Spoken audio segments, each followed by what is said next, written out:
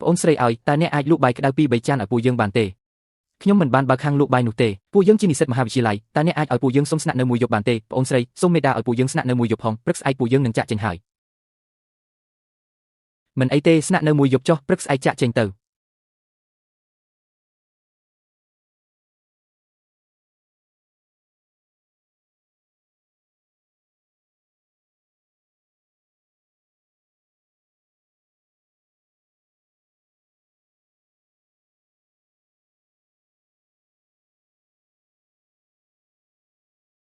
តើសៀវអានកំពុងលេងសើចជាមួយពួកយើងមែនទេបាយនេះមិនទាន់ឆ្អិនផងនឹងធ្មេញខ្ញុំស្ទើរតែបាក់ទៅហើយបាយនេះឆ្អិនតែពាក់កណ្ដាលទេឆ្អិនតែពាក់កណ្ដាលចៅហ្វាយខ្ញុំបានញ៉ាំរបស់នេះតើអាចមានបញ្ហាដែរឬទេប្រហែលមិនអីទេយ៉ាងណាមិញខ្ញុំមិនបានញ៉ាំផងបើពួកយើងមិនញ៉ាំរបស់នេះតើមិនធ្វើឲ្យពួកគេសង្ស័យទេឬខ្ញុំមានវិធីភាពមិនអំតក់សោនឹងខ្មៅពួកអ្នកជួយខ្ញុំច្រើនណាស់ថ្ងៃនេះខ្ញុំអញ្ជើញពួកអ្នកមកញ៉ាំអាហារពេលល្ងាច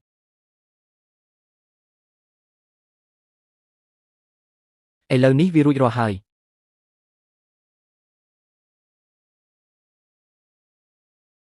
ប្រសិនបើអ្នកឮសំឡេងរបស់ក្មេងនៅពេលយប់កុំយកចិត្តទុកដាក់ហើយកុំដេញតាមពួកគេចាំទុកមិនត្រូវយៀករភ្ញៀវញ៉ាំអាហារហើយឬនៅចារួចរាល់ហើយពាក្យដែលនាងនិយាយមានន័យយ៉ាងម៉េចតើនាងកំពុងរំលឹកយើងមែនទេគួរតែដូច្នោះខ្ញុំសង្ស័យថាស្រីម្នាក់នេះមិនមែនជាអ្នកបម្រើខ្មោចទេនាងជាមនុស្សមានជីវិតខ្ញុំក៏គិតបែបនោះដែរប៉ុន្តែនៅក្នុងដែនខ្មោចអាចមានមនុស្សរស់ដោយគ្មានការគ្រប់គ្រងដោយរបៀបណាខ្ញុំនឹងទៅសាកល្បងស្រីម្នាក់នោះអ្នកស្នាក់នៅក្នុងបន្ទប់ហើយកុំចេញទៅក្រៅផ្ដេសផ្ដាសយើងនឹងនិយាយរឿងគ្រប់យ៉ាងបន្ទាប់ពីខ្ញុំត្រឡប់មកវិញយល់ហើយកុំបារម្ភអីចៅហ្វាយ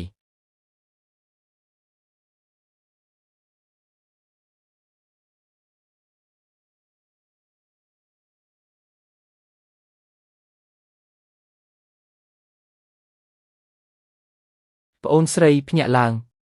កុំស្រែកខ្ញុំមិនមែនមកធ្វើបាបអ្នកទេហេតុអ្វីបានជាអ្នកនៅក្នុងបន្ទប់របស់ខ្ញុំឆ្លើយសំណួររបស់ខ្ញុំសិនតើអ្នកជាមនុស្សមែនទេអ្នករកឃើញបញ្ហាហើយតើអ្នកជាគ្រូសាក់ដ៏ទេវភាពមែនទេមានអ្វីមួយខុសប្រក្រតីជាមួយភូមិនេះខ្ញុំអាចបញ្ជាក់បានថាឪពុកម្ដាយក្មេករបស់អ្នកមិននៅរស់ទេមានតែអ្នកប៉ុណ្ណោះដែលខ្ញុំមិនទាន់ប្រាកដនៅឡើយតើអ្នកចង់ធ្វើអីសេតនហភាព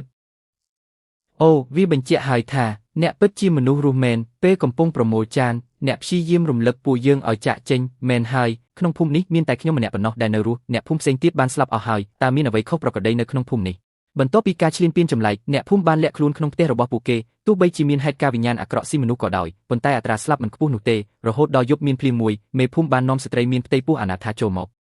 ស្ត្រីមានផ្ទៃពោះម្នាក់នោះគឺជាដើមហេតុនៃសុបិនអាក្រក់ទាំងអស់ប្រហែលជាស្ត្រីមានផ្ទៃពោះម្នាក់នោះគឺជាស្ដេចខ្មោចម្ដាយនឹងកូនហើយវាគួរតែបន្ទាប់ពីនាងឡើងដល់កម្រិតទី5នាងបានប្រែក្លាយភូមិទាំងមូលទៅជាអាណាចក្រខ្មោចមនុស្សគ្រប់គ្នាបានស្លាប់ចុះហេតុអ្វីបានជាអ្នកនៅរស់ដោយសារតែខ្ញុំនៅតែអាចបំបៅដោះកូនគេទុកខ្ញុំធ្វើជាម៉ែដោះសម្រាប់កូនខ្មោចយោងតាមពេលវេលាកូនខ្មោចនឹងមកដល់ឆាប់នេះវាតែងតែមកហើយក៏ត្រឡប់ទៅវិញបន្ទាប់ពីវាស៊ីឆ្អែតអ្នកឆាប់ចាក់ចេញទៅប្រសិនបើកូនខ្មោចឃើញប្រកាសជាមានបញ្ហាឥឡូវនេះអ្នកនៅមានប្រយោជន៍ពេលដែលកូនខ្មោចលែងត្រូវការអ្នកហើយអ្នកប្រកាសជាស្លាប់ខ្ញុំដឹងប៉ុន្តែខ្ញុំគ្មានជំរឿទេឲ្យតែអាចរកខ្មោចម្ដាយឃើញនិងមានសង្ឃឹមតើខ្ញុំគួរសហការជាមួយអ្នកដោយរបៀបណាខ្ញុំនឹងចូលទៅលាក់ខ្លួនក្នុងទូខោអាវនៅពេលដែលកូនខ្មោចមកដល់អ្នកប្រព្រឹត្តជាមួយវាដូចធម្មតាទៅ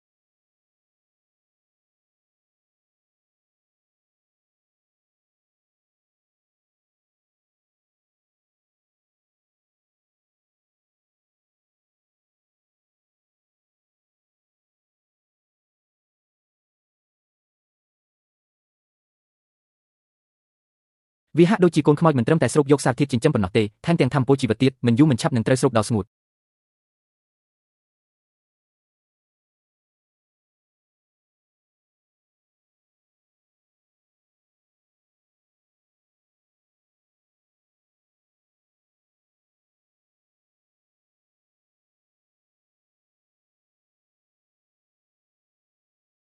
មានកូនខ្មោចនិងម៉ែដោះម្នាក់ទៀតតើនាងជាអ្នកបម្រើខ្មោចមែនទេឬក៏នាងជាមនុស្សមានជីវិតដូចបងថ្លៃស្រីរបស់នាង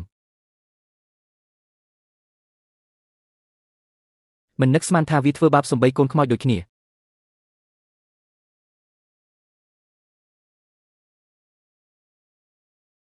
ច្រើនជាង2ក្បាលនៅខាងក្នុងក៏មានដែរ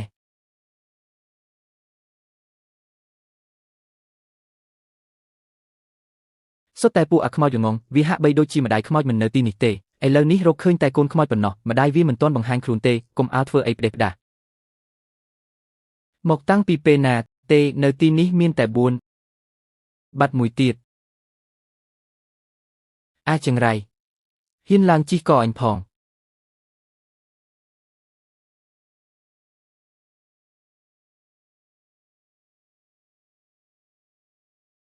ភាពមិនអមតៈសនឹងខ្មៅ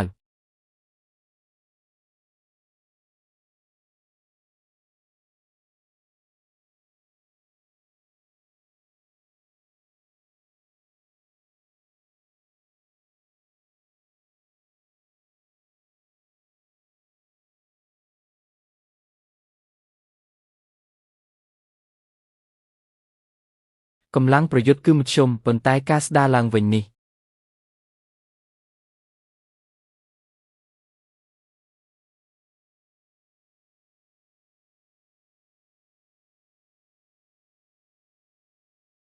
អីចុំរស់ឡើងវិញវាមិនដែលមានទេវើយឬមួយអា5ក្បាលនេះភ្ជាប់ធម្មពលជីវិតជាមួយគ្នា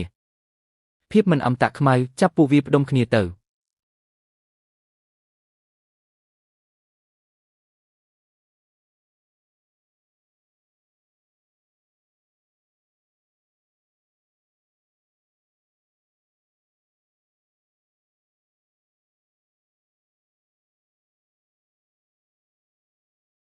ពិតមែនពួកវាទាំង5ត្រូវរបួសដំណើរគ្នាដង្ហើមនេះគឺខ្មោចម្ដាយត្រូវតែចេញទាំងអស់ជួយផងជួយប្អូនស្រីតើល្បិចបញ្ឆោតខ្លាចចុះពីភ្នំប៉ុន្តែសង្គ្រោះមនុស្សសិន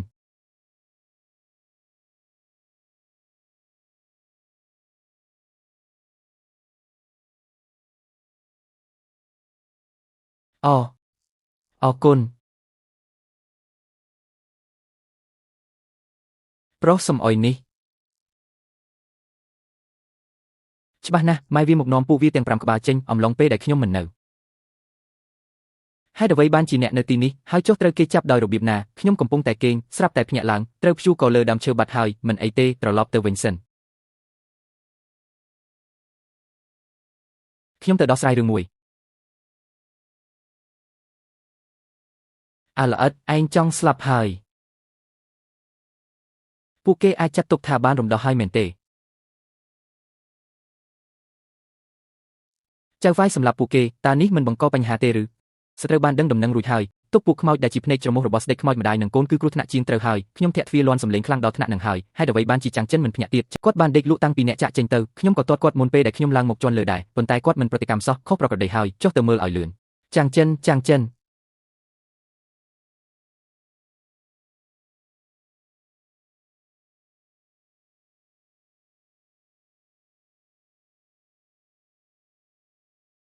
ខ្ញុំមានអារម្មណ៍ដូចជាខ្ញុំត្រូវគេទះកំភ្លៀងសុបិនគ្រាន់តែជាសុបិនទេកុំគិតច្រើនអីគ្មានអ្នកណាវីអញឡើយសុបិនអីឈុតម្លេះប៉ុន្តែចៅហ្វាយខ្ញុំទៅតែសុបិនឃើញរឿងចម្លែកមួយអូសុបិនចម្លែកតើវាចម្លែកបែបណាទៅ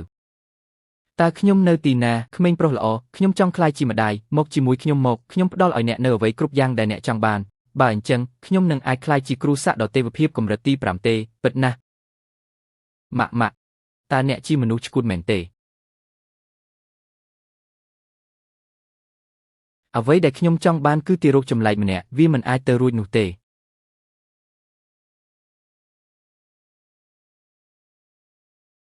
កូនរបស់ខ្ញុំត្រូវគេដុតអ្នកនឹងត្រូវផ្ដល់សំណងដល់ខ្ញុំអត់ទេរួចខ្ញុំក៏ភ្ញាក់ឡើងវិញនេះហើយជាសុបិនរបស់ខ្ញុំដំបូងឡើយខ្ញុំបានដុតក្មេងខ្មោច5ក្បាលនៅក្នុងទីធ្លាមួយនៅទីបំផុតវាប្រហែលជាខ្មោចម្ដាយដែលបានជួយសង្គ្រោះពួកវាត្រូវនឹងក្តីសុបិនរបស់អ្នកយ៉ាងល្អចោះដូច្នេះនៅក្នុងសុបិនគឺជាខ្មោចម្ដាយមែនទេនាងពិតជាអាចលុកលុយសុបិនបានខ្ញុំនឹងមិនហ៊ានដេកបែបនេះទៀតទេវិញ្ញាណអាក្រក់នេះមិនងាយស្រួលដោះស្រាយទេកូនខ្មោចទាំង5នាក់ត្រូវតែសម្លាប់ក្នុងពេលដំណើរគ្នាពួកវាប្រហែលជាមិនបង្ហាញខ្លួនជាមួយគ្នាម្ដងទៀតទេត្រូវហើយមុននេះខ្ញុំក៏បានប្រទះឃើញម៉ែដោះម្នាក់ដែលតើអាចទៅរួចទេដែលកូនខ្មោចមួយក្បាលត្រូវមានម៉ែដោះម្នាក់វាអាចទៅរួចដែរដោយសារតែបែបនេះហើយខ្ញុំមានផែនការមួយវិធីសាស្ត្រអីក៏ដោយឆាប់និយាយមក អ្នកមិនអាចដឹងអំពីវិធីសាស្ត្ររបស់យើងបានទេនៅក្នុងពេលនេះការគេងគឺជារឿងគ្រោះថ្នាក់ណាស់ពួកយើងជាគ្រូសាក់ដ៏ទេវភាពពួកយើងអាចទ្រាំដោយមិនគេងច្រើនថ្ងៃបានប៉ុន្តែអ្នកវិញមិនអាចទេខ្មោចម្ដាយប្រហែលជាធ្លាប់បានលុកលុយសុបិនរបស់អ្នកចំពោះវិធីសាស្ត្ររបស់ខ្ញុំនេះអ្នកមិនអាចដឹងបានទេខ្ញុំយល់ហើយកុំភ្លេចតាក់ទងមកខ្ញុំប្រសិនបើអ្នកត្រូវការខ្ញុំមិនអីទេអ្នកអាចត្រឡប់ទៅមុនបានហើយចាំខ្ញុំហៅអ្នកចៅហ្វាយតើអ្នកគិតថាកូនខ្មោចនោះនឹងមករកម៉ែដោះរបស់វាម្ដងទៀតទេនៅថ្ងៃស្អែកប្រហែលជាអាចព្រោះជាទម្លាប់ក្រោយថ្ងៃរះយើងត្រូវតែរកម៉ែដោះម្នាក់ទៀតឲ្យឃើញមានតែវិធីនេះទេទើបផែនការរបស់ខ្ញុំអាចមានប្រសិទ្ធភាពវិធីសាស្ត្រជាក់លាក់គឺបំពល់ដាក់ថ្នាំពុលសម្រាប់កូនខ្មោចចោលម្ដាយរបស់វានឹងចេញមកប្រយុទ្ធជាមួយយើងរហូតដល់ស្លាប់តាមធម្មជាតិដូនតារបស់អ្នកប្រហែលជាមិនចូលចិត្តផែនការនេះទេប៉ុន្តែខ្ញុំចូលចិត្តវាខ្លាំងណាស់មើលទៅគួរឲ្យចាប់អារម្មណ៍ប្រើជាតិពុលចេញពីភ្លើងរបស់ចង្គៀងនាំប្រលឹងលក្ខណៈគ្មានពណ៌គ្មានក្លិនគ្មានទម្រង់នេះវានឹងអាចទៅរួចអ្នកជានរណាខ្ញុំជាមន្ត្រីម្នាក់ខ្ញុំមកទីនេះដើម្បីជួយសង្គ្រោះអ្នកហេតុអ្វីខ្ញុំត្រូវជឿអ្នកតើអ្នកជាមនុស្សឬជាវិញ្ញាណអាក្រក់បើអ្នកចង់ចាក់ចេញពីរឿងនេះអ្នកបានត្រឹមតែសហការជាមួយខ្ញុំប៉ុណ្ណោះជួយខ្ញុំកម្ចាត់វិញ្ញាណអាក្រក់ដែលអ្នកបានចិញ្ចឹមមានតែពេលនោះទេទើបអ្នកត្រូវបានដោះលែងអ្នកមិនបាច់រងទុក្ខទៀតទេជឿខ្ញុំចុះខ្ញុំជាផ្លូវចេញតែមួយគត់របស់អ្នកយល់ព្រមខ្ញុំជឿអ្នកខ្ញុំនឹងសហការជាមួយអ្នកខ្ញុំនឹងទៅរកអ្នកមើលថៃក្មេងផ្សេងទៀតសិន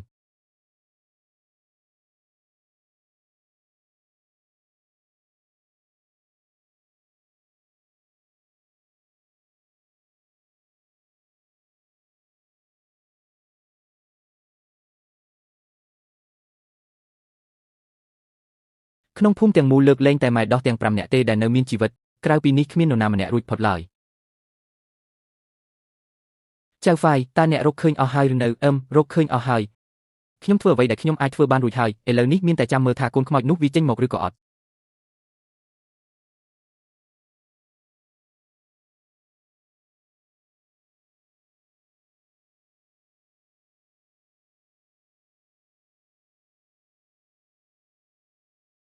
ល្អណាស់ជាតិពុលភ្លើងត្រូវបានដាក់រួចហើយ